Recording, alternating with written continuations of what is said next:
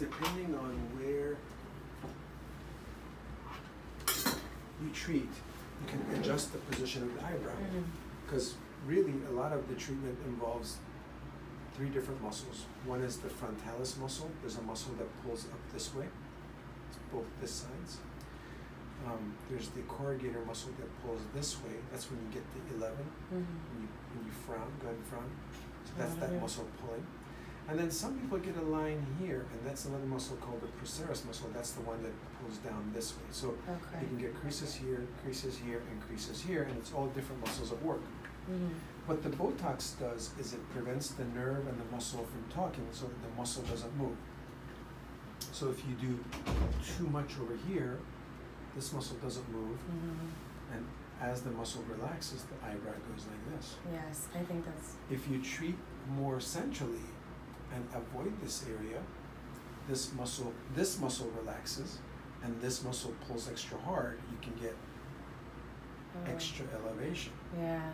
So there's different, and that's why, when there's people that know how to do injections, like, as long as you're in healthcare, like dentists inject the numb the teeth, nurses inject, IVs, whatever, but just knowing how to inject doesn't necessarily mean that you can understand all the different subtleties of how things interact with each other. For example, there's a muscle here that actually pulls like this.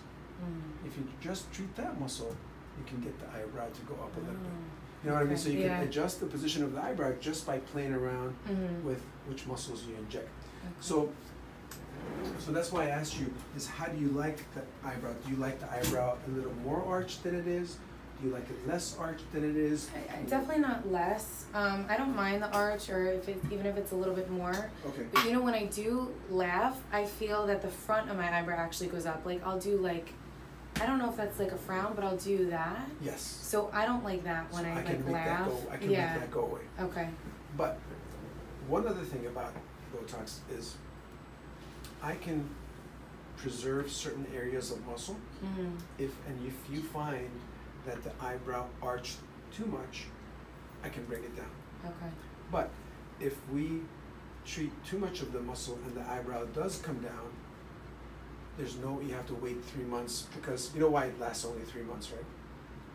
So the Botox lasts about 3 months, and the reason it lasts 3 months is because the Botox breaks a protein, and it takes your body 3 months to rebuild it. Okay.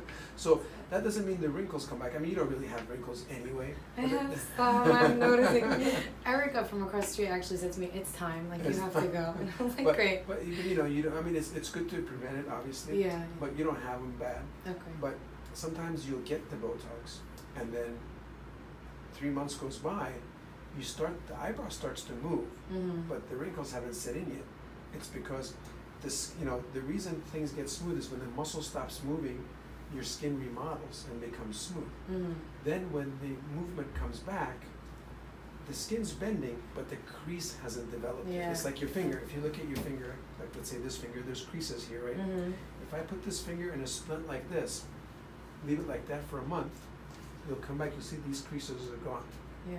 Because when you don't move, your skin over top of it remodels. So even though the Botox is acting on the muscle, the skin